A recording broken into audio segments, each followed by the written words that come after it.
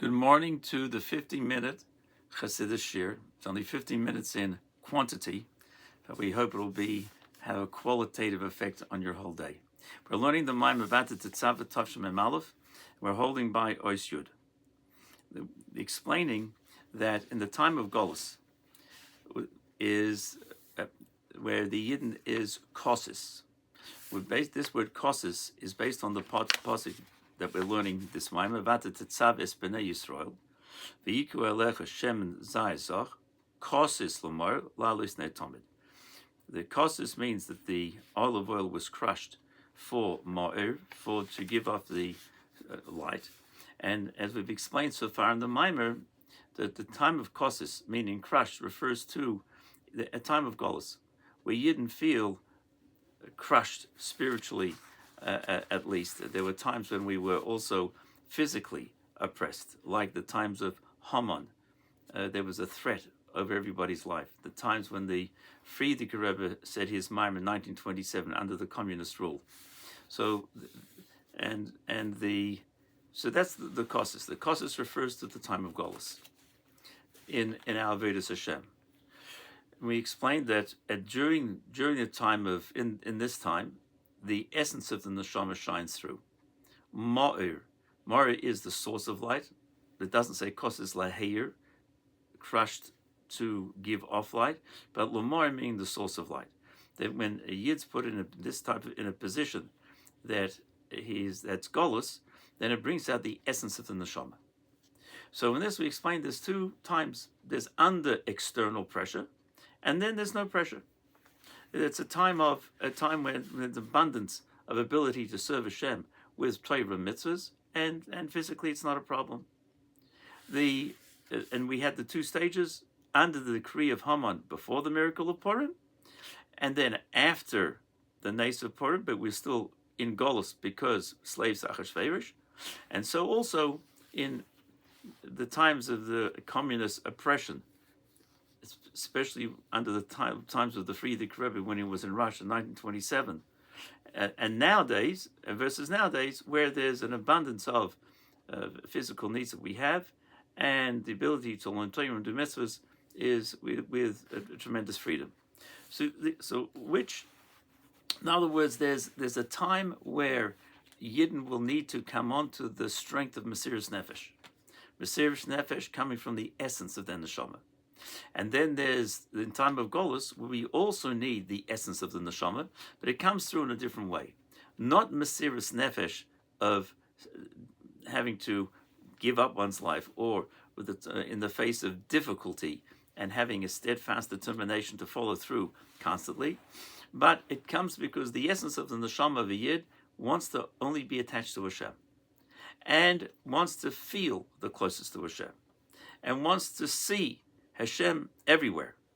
And if that isn't there, then he's kosis.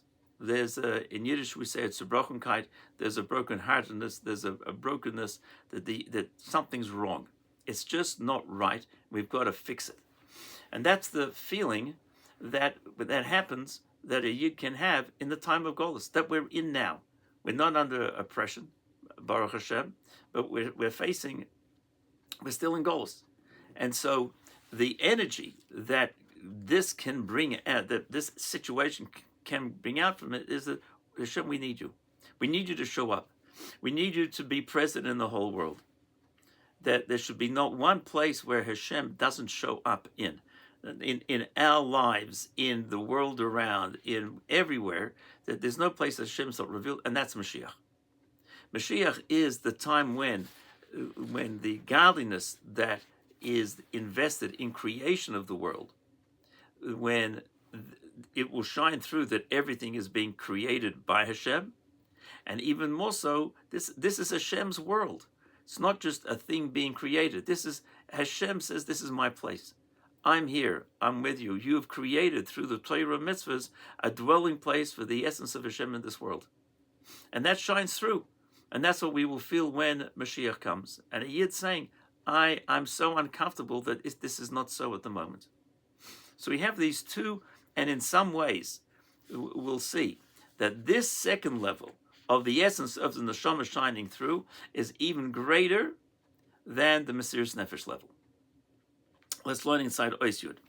V'yesh loymar shebechinas hamoir the haneshama hamisgalas alidei inyan the koses mizesh nimsoim begolus. This level of the moir, of the essence of the neshama, that's revealed through the koses that we're in golus. Hu nailis yoser mebechinas hamoir the neshama shemisgalas alidei Mesiras Nefesh. This is a higher level than the essence of the neshama that's revealed through Mesiras Nefesh. How do we see that? Inyan hu the ma'atam and malzeh shebematan Torah hoyser rak haschola heichalu lasois or b'yamei achashveirish hoyser hagebola v'kibel al Yehudim. And from the reasons that we explained that by Matan Torah was only the beginning of the relationship and the acceptance of serving Hashem that the Yidden had, and by Purim, the Yidden accepted upon themselves Kibul HaYehudim Eis Asher Heichelu Lasos. The Yidden accept upon themselves in the fullest measure this that they began to do. So we learned early in the Maamarim that when was the beginning? By Matan Torah. When was the Kibul? When did they accept upon themselves completely? That was by Purim. Why? Because by Matan Torah there was an external event, a positive event that drew the Yidden into serving Hashem. And we learned early in the Maamarim that all the miracles that took place coming out of Egypt, the Makkos, Yetzias Mitzrayim, Kriyas Yamsuf, the receiving of the Torah, and all of the revelation of godliness that the Yidden felt, these were all coming from above. And even by when the Yidden said Nasa v'nishma, there was a revelation of godliness that drew them into this. So, and they felt it. It became who they were, but it came from an external revelation. The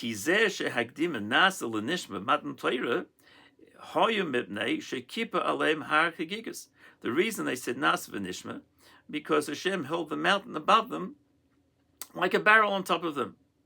And the simple meaning of the Gemara is, in the Gemara in Shabbos, when it speaks about Matan Torah, Hashem says, accept the Torah or the mountain will fall down on top of you and you'll be buried here. That's the simple Gemara. The deeper meaning of the Gemara, the pneumius understanding of the Gemara, the neshama of the Gemara, the Alter Rebbe explains, and he says, a barrel is all-encompassing, it's round. And so this shows on the love of Hashem that surrounded the Yidden like you'd be surrounded like a barrel. The love of Hashem was so strong, so palpable, that they were drawn into this relationship.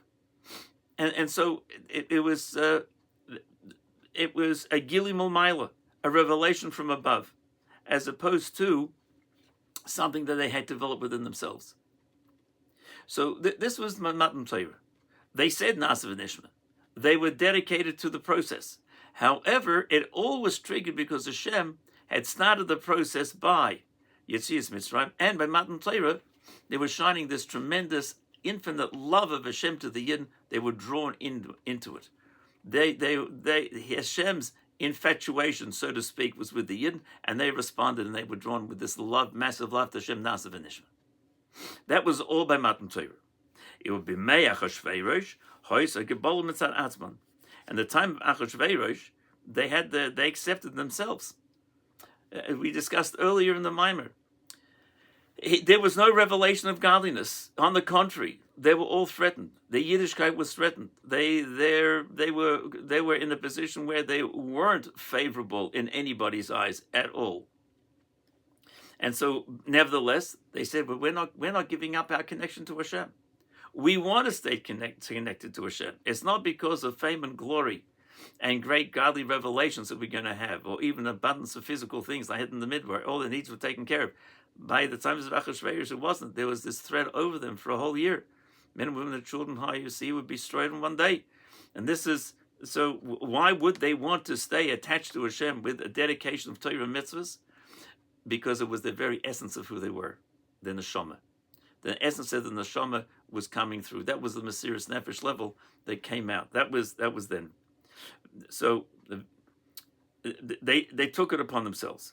V'yesh lema she'emuna di Yisrael mitzad zeh haneshama momaylo royalokos imuna mitzad esima hu al derech shegdim anazal l'nishma b'matan pleira mitzad gili momaylo. And so too you have, as we discussed earlier in the Maamar, that the level of why do Yidden believe in Hashem? We have two causes. One is because the neshama in Shemaim sees godliness, and that can trickle down into the neshama here below as well. And the second reason we had, because the very essence of the neshama in the guf, a Yiddish person walking around in Elam Hazeh, his neshama in his guf is godly. That's where we get the Emunah Hashem. But we could also have the Emunah Hashem coming from the high level of the neshama, as it is in Gan Eden, before in spiritual worlds, before it comes down here. But then it's like an external, an outside revelation, similar to how there was the love of Hashem shining to the Yidden by Matan Torah. So it's something which comes from the outside, even though they're completely affected. The Yidden said, we're latching on to serving you Hashem Nasav and Ishma.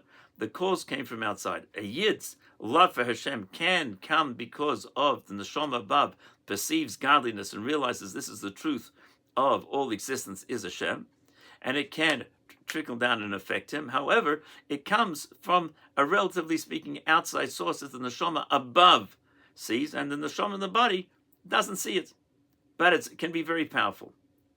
And this at the time of Achashverosh, that the Yidden accepted the Torah themselves, and not as opposed to a revelation from above.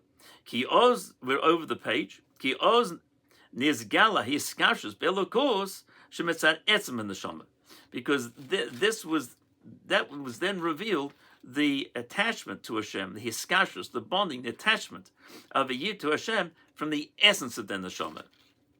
Hiskashus atzmis shemitzad etzem mitziyusam, the intrinsic connection. Hiskashus atzmis, that means an intrinsic bonding connection that comes from the essence of who they are, the essence of the mitziyus. Who are you? What are you? I'm a Yid. How much are you a Yid? That's all I am. My total being is that a Yid. And so you have, as the Mishnah says, Ani lo nivreisi ela l'sham sheskoni. I'm created only to serve Hashem. What's a Yid? Okay, he lives in Gashmiz. We need our Gashmizdika things, eating, sleeping, and all the physical stuff that we need.